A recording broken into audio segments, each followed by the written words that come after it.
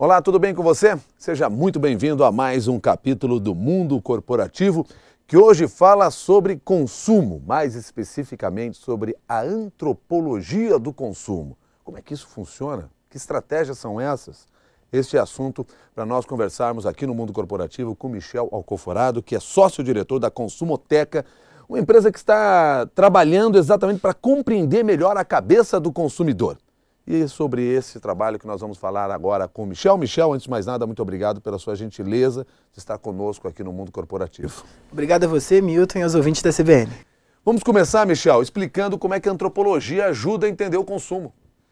Essa é uma pergunta bastante complicada que sempre me fazem, assim, eu acho que ela é muito rica, pelo seguinte, assim, a antropologia, ela dá um novo olhar sobre o consumo na medida em que a gente se preocupa sempre em entender de que forma o universo cultural das pessoas, o ambiente em que elas vivem, a maneira como elas foram socializadas, impactam na escolha delas no ponto de venda, na percepção que elas têm sobre uma marca ou na maneira como elas enxergam um produto e não o outro. Então, assim, a grande sacada da antropologia é que a gente sai um pouco dessa lógica racional que pensa que todo mundo vai valorizar um produto por conta do preço, por conta da cor ou por conta do design, e a gente vai entender um pouquinho de que forma a cultura e esse ambiente cultural das pessoas determinam olhares diferentes. Eu sempre brinco que o consumidor ele nunca pode ser visto só como classe A, B, C, de 10 a 15, 20, 30 anos, do gênero masculino ou feminino e por aí vai. Ele sempre tem que ser, isso sempre tem que ser complexificado. Isso sempre tem que ser trabalhado, porque as coisas são muito mais complicadas do que elas parecem ser a um primeiro olhar. E o antropólogo veio para complicar ainda mais ou para facilitar, simplificar? O antropólogo veio para responder perguntas de maneiras mais complexas, porque o mundo está cada vez mais complicado, né? E as perguntas que antes nos davam respostas muito fáceis não estão funcionando mais, né? Se a gente olha as estratégias das grandes marcas hoje no mercado, cada vez mais é um grande exercício de tentar, e o grande desafio de tentar entender esse consumidor que está cada vez mais complicado. Eu sempre brinco que o consumidor, hoje a gente está na era do consumidor I. O que é o consumidor I? Uma aluna no outro dia falou, Michel, o consumidor I é o consumidor da internet. Eu falei, mas ele é muito mais complicado do que isso. O consumidor I é aquele cara que você fala assim, olha, estou te dando um sofá com um desconto maravilhoso. Ele fala aí você fala, olha, o desconto é maravilhoso, mas é de 10 vezes. Aí ele fala aí, você fala assim, olha, o desconto é maravilhoso, estou te dando banco de couro. Aí ele fala aí, o cara nunca está satisfeito. E sabe qual é o grande problema? Sempre vai ter um concorrente do lado preocupado em oferecer e atender melhor os desejos do teu consumidor. Então a gente não pode dormir. Mas por que às vezes o consumidor tem a impressão de que ele não é tão bem tratado assim como deveria ser tratado? E mesmo indo na concorrência ele acaba tendo problemas e nós temos aí vários setores que passam essa ideia. Esse é um grande reflexo do momento hoje. Assim, eu acho que isso vem de um ponto que as empresas precisam acordar muito e para ficar atento a esse ponto. Assim, a gente tem que parar de achar que quando o cara vai para o ponto de venda comprar o teu produto, ele só vai trocar produto por dinheiro.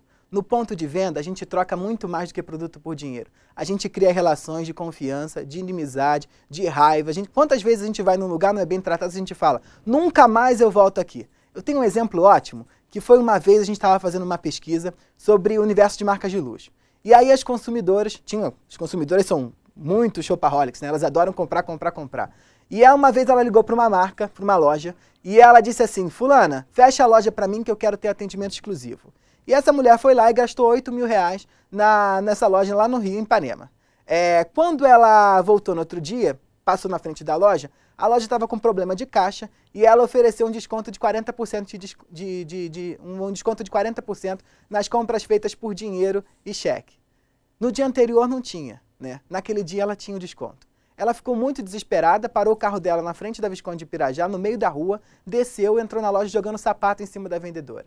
Se a gente for pensar essa relação só como uma relação casual de compra e venda, né, a gente ia falar, essa moça não tem nenhum motivo para reclamar do produto. Antes não tinha desconto, agora tem. Só que a gente quer muito mais de uma marca, a gente quer muito mais de um vendedor, a gente quer muito mais de uma loja na hora que a gente está comprando alguma coisa. E esse muito mais que torna a relação entre as marcas e os consumidores tão complicada nos dias de hoje. Está todo mundo insatisfeito. Bom, Michel, mas deixa eu voltar um pouquinho então para o início da nossa conversa, quando nós estávamos explicando aqui o envolvimento da antropologia nessa área do consumo.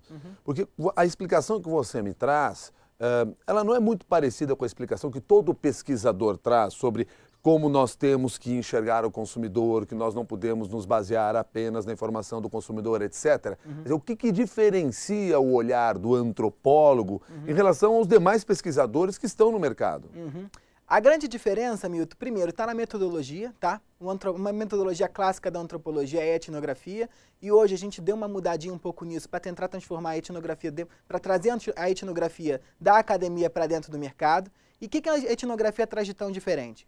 Primeiro, é o contato direto do pesquisador com o consumidor e, sobretudo, é o olhar diferenciado. Eu sempre brinco que se a gente tivesse um acidente aqui na esquina e tivesse um médico, um antropólogo e um físico, cada um ia olhar para um ponto. Assim, tem tantas empresas de pesquisa no mercado, de pesquisa de mercado hoje aí em voga, fazendo trabalhos maravilhosos, mas ele tem outros olhares. O olhar do antropólogo vai estar de olho naquilo que está por debaixo, né? Naquilo que, nos argumentos que o consumidor tem que ele não conta para ninguém, até porque ele não racionaliza. Eu sempre brinco que tem muita pesquisa no mercado que te dá retrato. Fala, olha, não sei quantos % dos consumidores fazem isso ou fazem aquilo. O antropólogo, ele pega esse dado, ele está preocupado sobretudo com o porquê.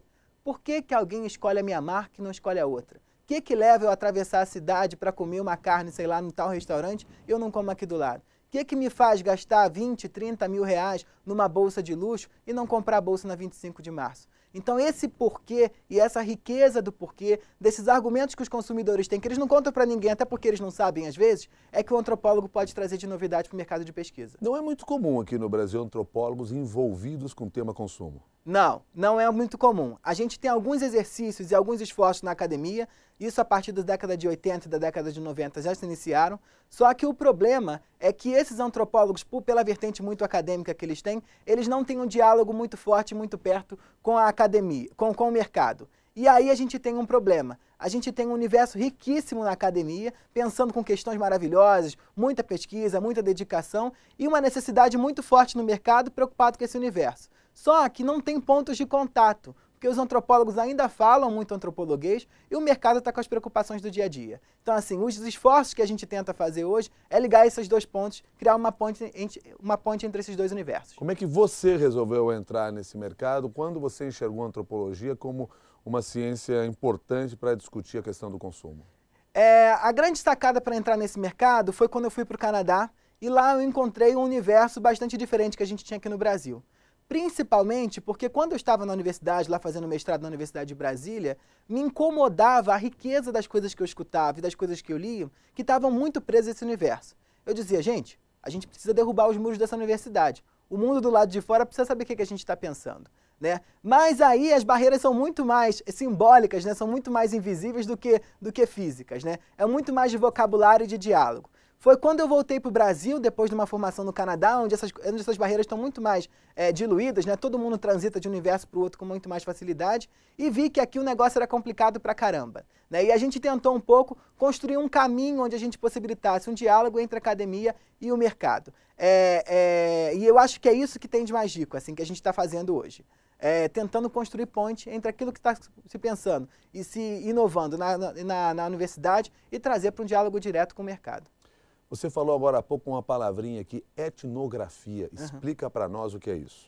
É difícil pra caramba resumir a etnografia em 5 minutos, 10 minutos, porque tem uma tradição enorme de estudos sobre o assunto.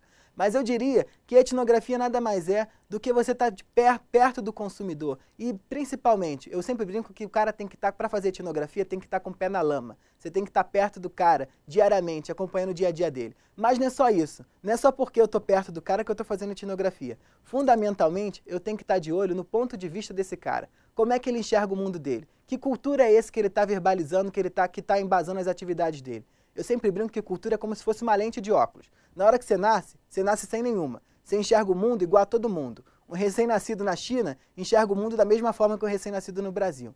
Mas a partir do momento que você vai crescendo, você ganha um óculos. E é com esse óculos que você enxerga a realidade, que você pensa, que você age. E é em busca desses óculos aqui que a gente está em busca, tá? Que a gente está sempre procurando. E uma etnografia, e nesse contato direto com o consumidor, a gente está procurando que óculos é esse que o consumidor está buscando na hora que ele vai para o ponto de venda, que ele vai escolher uma marca que ele entra em contato com algum universo de consumo. De forma prática, como é que funciona esse trabalho? A etnografia ela sempre funciona com com contato direto com o consumidor. Mas tá? o contato é na rua, no ponto de vendas? Depende do problema que a gente tem. Toda pesquisa começa com uma pergunta. E a partir dessa pergunta, a gente pensa na melhor forma de adaptar essa metodologia para tentar respondê-la. Eu posso dar alguns exemplos.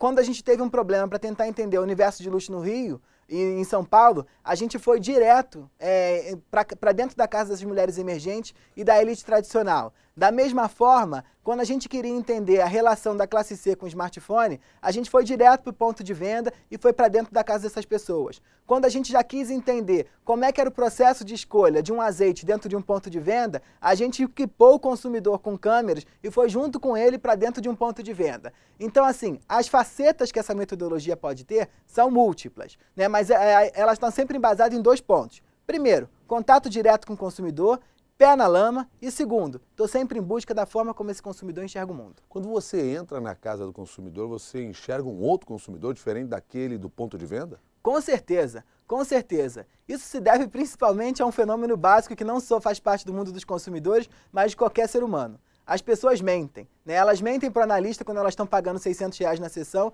imagina o que elas fazem com o consumidor.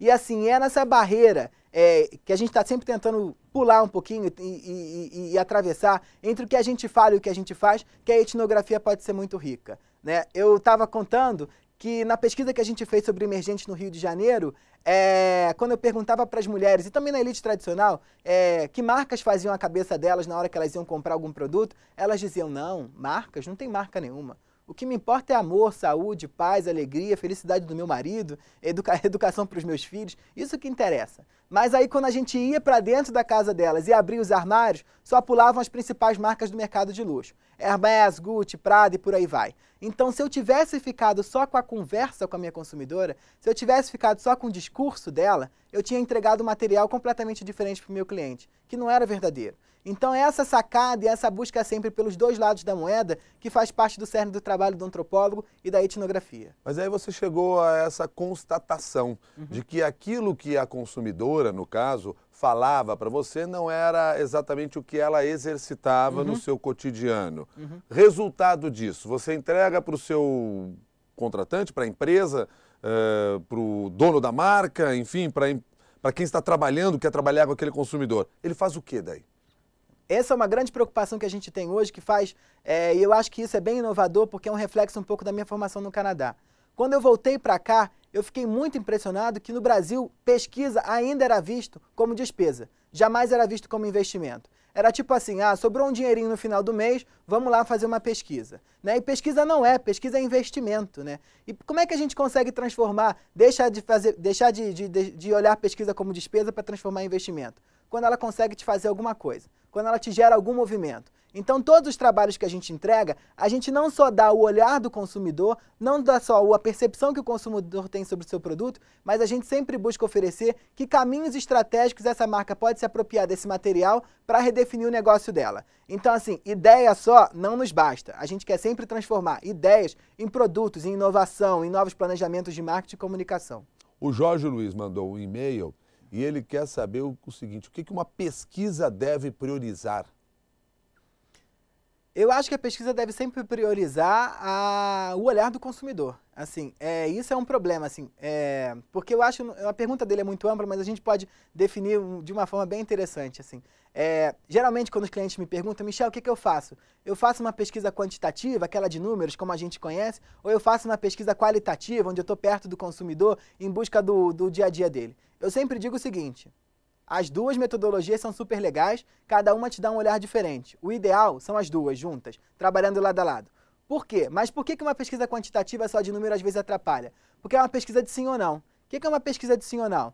Você sai, vem o resultado e fala, 80% dos meus clientes preferem tal coisa e não outra. Uma pesquisa como essa não expande conhecimento, uma pesquisa como essa não estimula a criatividade, uma pesquisa como essa não permite novos processos inovadores. Só me diz, faz ou não faz. E pesquisa assim a gente não precisa, não gera atividade. Por isso que a pesquisa no Brasil ainda é vista muito como defesa. Né? Mas outro problema quando a gente tem uma pesquisa só quant é quando os dados oferecem só um caminho e não dizem por onde a gente seguir. Não dão pra gente esse porquê. Quer ver um exemplo? Uma vez eu estava fazendo uma pesquisa e aí aconteceu, eles pediram uma quant também, o cliente, e aconteceu... Uma quant, quando você fala, é uma pesquisa quantitativa com aplicação de questionário e aquela bem tradicional como todo mundo conhece. A mesma que se usa em eleições e por aí vai.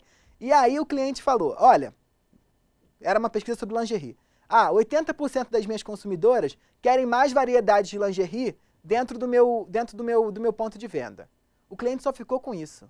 E aí, como é que é o segundo parte desse negócio? O cliente não parte para pensar que perspectiva, que variedade para cliente dele. Se ele gosta de lingerie de renda, preta, branca, amarela, de cotton, do que for, né? Ele mesmo dentro do escritório decide o que é variedade para ele. E aí a gente se descola um pouco da realidade do meu consumidor. A gente se descola do que o consumidor quer. E quando a gente se descola do que o consumidor quer, a máquina não faz trim-trim no final do mês. E a máquina, o objetivo de todo mundo, quando gera comunicação, quando faz pesquisa, quando quer entender o consumidor, é que o cara vai lá e compre. Ou quer construir marca, ou quer que o cara vá lá e compre. O objetivo final de todo mundo é bater meta e fazer que a máquina faça trim-trim. Para você, com certeza, um trabalho de pesquisa como esse oferece a possibilidade de um plano de comunicação mais eficiente, com um resultado mais apropriado. Com certeza, porque eu sempre brinco que não há caminhos para a gente fazer mais comunicação sem pensar em antropologia. Pelo seguinte, comunicação é sempre um processo de enviar uma mensagem, de conversar com o consumidor.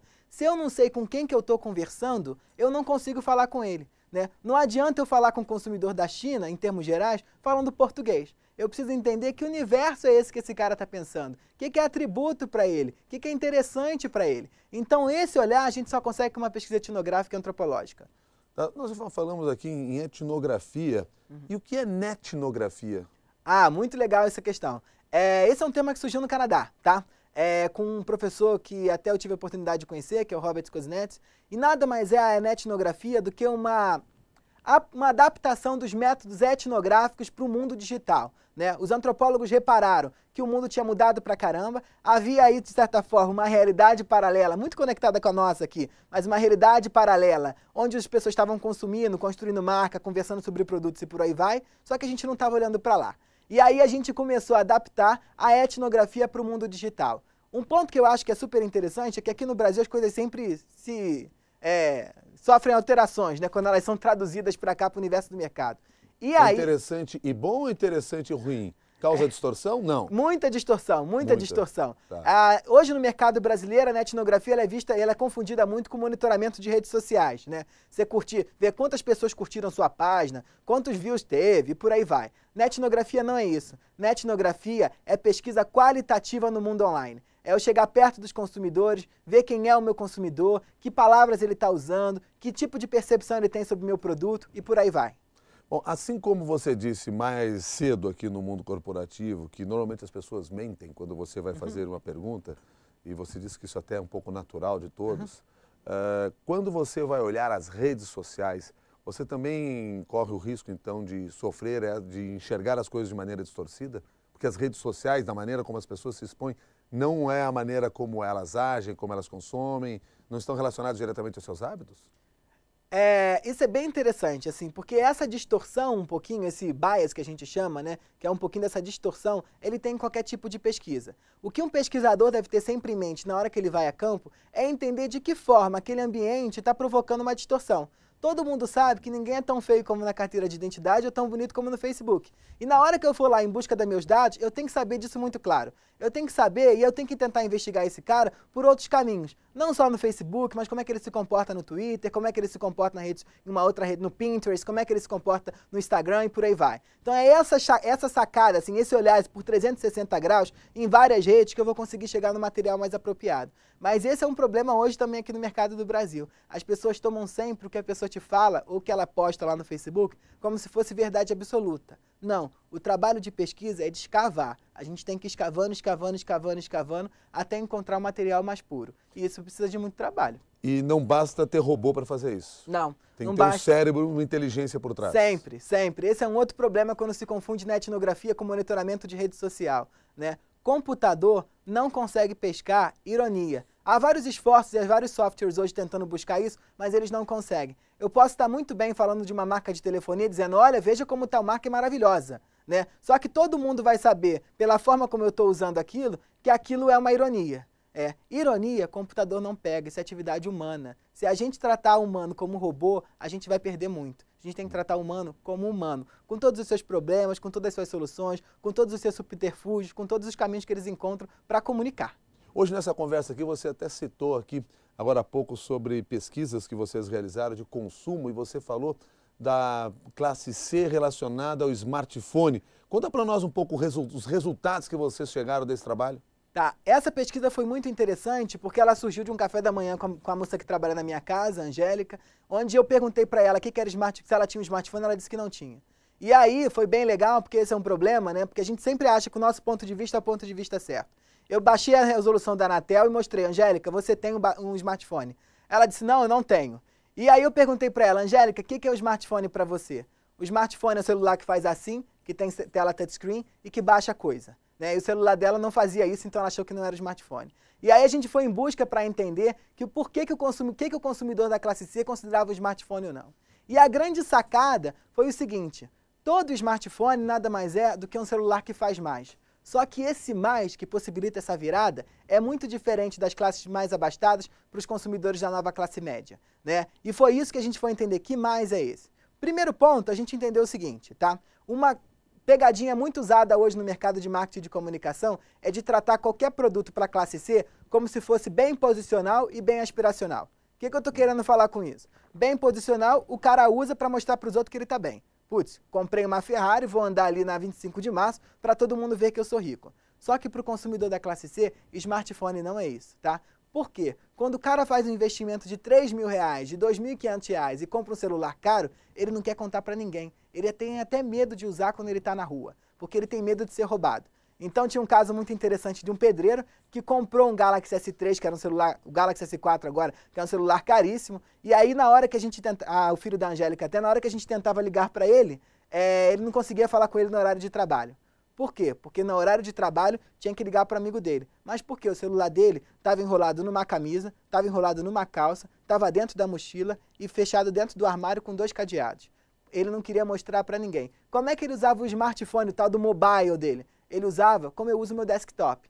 Isso é um problema muito grande. Pelo seguinte, as marcas hoje gastam cada vez mais dinheiro, reservam cada vez mais uma parte maior do seu budget para a estratégia digital, sendo que esse cara não usa o mobile dele como mobile. Ele usa como eu uso o meu desktop. Porque mobile a gente usa para 2 coisas fundamentalmente. Uma é quando você quer gastar tempo, é o Candy Crush lá, você está desesperado na fila do banco, abre o Candy Crush e se diverte, tem que tirar o celular na rua. E um outro ponto é quando você precisa resolver algum problema e o celular te ajuda. Você quer um táxi, você entra lá no aplicativo e resolve o seu problema. Para isso, você precisa tirar o celular de dentro do bolso. Essas pessoas não tiram, elas só usam em casa. Mas por que elas compram então esse celular se ela tem vergonha de usar esse celular? Ela não tem vergonha de usar, ela tem medo de perder. Coisa que a gente não tem. Sim, todo mundo quando compra o seu primeiro smartphone, isso acontece com a gente também, é sofrida a beça, né? Você fala, putz, vou dar esse dinheiro todo nesse celular, o segundo já é mole, né? A gente já não tá com muita preocupação. E aí esse cuidado que a gente tem no começo, né? Põe capa, põe tela põe capa na tela, adesivo e não sei o quê, a gente vai perdendo com o tempo. No final a gente não tá esquentando mais, né? Mas para esse cara, isso é muito importante, né? Ele tá muito preocupado com esse bem que ele tem. Porque esse bem condensa uma série de outras coisas, uma série de outros equipamentos que ele não tem. Tipo, o celular tem uma boa câmera, o celular tem um bom gravador, o celular pode ser um bom videogame, o celular pode ser o caminho pelo qual ele entra no Facebook, o celular é o caminho como ele liga para as pessoas, o celular tem várias funcionalidades, ele não pode perder isso, né? E é por isso que ele tem tanto cuidado e ele só usa dentro de casa. Ele compra para se inserir num outro universo, né? E aí é bem interessante que a gente está muito preocupado com e-mail, né? Essas pessoas não têm e-mail, elas não veem nenhuma funcionalidade no e-mail. Elas usam sempre como forma de comunicação o Facebook e agora cada vez mais o WhatsApp. Bom, e aí, enxergando dessa maneira a classe C e a sua relação com o smartphone, de que forma a comunicação tem que ser feita para se tornar mais efetiva? Esse é um ponto muito interessante. Assim. Primeiro, a gente tem que entender quais são os usos que essas pessoas fazem. Se você pega hoje o consumo de mobile de qualquer grande marca que está focada no público da classe C, é enorme, é muito impressionante que a audiência aumenta durante a noite ou no final de semana, que é quando esse cara está em casa sozinho com o smartphone dele. Se eu fosse pensar uma estratégia de comunicação marketing para esse público, eu não tenho que botar propaganda, não tem que botar nenhuma comunicação durante o dia. Porque ele está no trabalho, ele não pega o celular para mexer. Eu tenho que botar durante a noite e no final de semana, né? Da mesma forma, uma coisa que as marcas não estão fazendo é explorar essa rivalidade entre Android e iOS, que faz parte desse mundo dos consumidores. Né? Todo mundo se preocupa sempre quando lança um aplicativo, não, estou lançando no Android, estou lançando no iOS. Né? Mas não explora, né? Não dá argumento para o consumidor dele dizer, veja, Olha como o meu sistema operacional é muito melhor que o seu. Eu tenho tal aplicativo, você não tem, né? E essa pesquisa teve a chance de mostrar esses detalhes, de falar, olha, os usos desse produto pela classe C são completamente diferentes. Porque na hora que eu compro o meu produto e eu levo para minha casa, ele é meu. Eu reinvento ele da maneira que eu achar melhor. Bom, vou aproveitar aqui a questão levantada pelo André, quase uma pensata aqui em torno da questão do consumo. Ele deixou no nosso grupo de discussões lá no LinkedIn. O André Vitória diz assim, sobre a antropologia do consumo, um tema que me causa enorme desconforto. Me incomoda ver consumo e identidade assim tão interligados. Então, gente com conteúdo interno, questionável, ganhando destaque social não pelo que é, mas pelo que representa ser, a partir daquilo que consome. E ele considera assim, perigoso, não te parece? Pergunta ele aqui. Seria interessante você conseguir saber do Michel se ele tem algum juízo de valor sobre essa questão, ou simplesmente tem uma visão utilitária do fenômeno. Isso é muito interessante, eu agradeço a ele até pela pergunta, que cada vez mais, se a gente pensa no discurso que é produzido hoje, tanto nos livros, quanto na imprensa, quanto nos meios de comunicação, há uma visão bastante negativa sobre o consumo, né? Só que a gente nunca pode achar que consumo é uma atividade separada do resto do mundo. Consumo é a outra ponta da produção, né? A gente tem que sempre levar isso em consideração. E a gente não pode achar bom produção porque dá emprego para todo mundo, gera dinheiro e desqualificar o consumo. Mas assim, André, quando a gente olha a relação entre identidade e consumo, isso está cada vez mais ligado no mundo de hoje. Antigamente, na geração dos nossos pais e avós, era muito fácil a gente saber quem a gente era. Sabe aquela pergunta clássica, assim, de quando você tem um talk show? Ah, quem é Michel Alcoforado por Michel Alcoforado? Fazia todo sentido antigamente, era fácil pra caramba, né? Eu dizia, eu sou pai, eu sou filho, eu sou engenheiro, eu sou não sei o quê. Hoje a gente é um montão de coisa, né? A quantidade de pessoas que têm múltiplas profissões, que têm várias vidas paralelas, né? Que consegue ter várias identidades ao mesmo tempo é enorme. Quando é que a gente consegue definir quem a gente é? Na hora que a gente está consumindo. Na hora que eu chego num ponto de venda, tem 2 computadores, um PC e um Apple, e eu escolho o Apple e não escolho o PC, eu sei que eu sou do tipo de gente que compra PC, que compra Apple, que não compra PC. Isso vai definindo quem eu sou. Na hora que eu chego numa loja e tem uma calça skinny, tem uma calça bag, e eu prefiro a calça skinny ou a calça skinny, eu sei que eu sou do tipo de gente que compra calça skinny. Então, assim, é através dos produtos que a gente vai definindo quem a gente é também. E, sobretudo, é através dos usos dos produtos, né? Isso que as empresas precisam estar sempre atentas. Eu brinco sempre que um produto só vira da gente quando a gente dá uma customizada nele, né? E aí tem alguns segmentos de consumo que a gente não pode jamais esquecer isso. Por exemplo, o segmento de abadá, né? Eu brinco sempre disso. Assim, com isso, o abadá só vira abadá depois que você customiza. Você tem que cortar, picotar, tirar a manga, né, e amarrar na cabeça e por aí vai. Se a gente não leva em consideração isso e eu ponho a marca do meu patrocinador num lugar onde todo mundo vai cortar, olha o investimento do cara indo pro lixo. Então, são sobre esses usos e essa customização que a gente tem que estar sempre de olho. Define também o caráter? O consumo define o caráter da pessoa? Com certeza, não tenho dúvida. Consumo define a gente, né? E se caráter está dentro da identidade, né? A gente também pode dizer que consumo define também caráter. Consumo define hoje a vida social. Tem um ponto super interessante que consumo também é um caminho para a gente construir cidadania. A gente não pode esquecer isso jamais. Eu tenho muito mais em comum com os Apple maníacos que estão na Quinta Avenida em Nova York do que com um cara que mora no interior do Brasil, sei lá, num lugar onde não tem nem internet. Então, assim, os produtos permitem que a gente se conecte com outras pessoas e criem outras comunidades que são muito mais valorizadas e muito mais importantes do que a ligação que os Estados-nações estão dando pra gente. Então, o consumo é o centro do debate hoje, não tem jeito, a gente tem que sempre falar dele. Michel, para fechar aqui essa nossa conversa, o que você recomenda às pessoas aí que estão preocupadas em entender melhor a cabeça do seu consumidor? Quem é o seu cliente? Eu acho que o primeiro passo é a gente abolir os preconceitos, assim. E o reflexo disso é a gente deixar de achar que o consumidor pensa do jeito que a gente acha. Na hora que for tomar qualquer decisão dentro de um centro, de uma empresa, ou qualquer decisão estratégica para sua marca, você não pode pensar com a sua cabeça. Você sempre tem que buscar o olhar do outro, né? Como é que o teu consumidor está pensando. Michel Alcoforado, muito obrigado pela sua gentileza de conversar conosco aqui hoje no Mundo Corporativo, trazer aí parte dessa sua experiência relacionando a antropologia com o consumo. Até uma nova oportunidade. Muito obrigado, Milton. Obrigado. Michel Alcoforado é sócio-diretor da Consumoteca, foi nosso entrevistado de hoje aqui no Mundo Corporativo. A você que participou desse programa, mandou seu e-mail, mandou um Twitter, esteve ao vivo aí na internet, nosso muito obrigado também e até uma próxima oportunidade.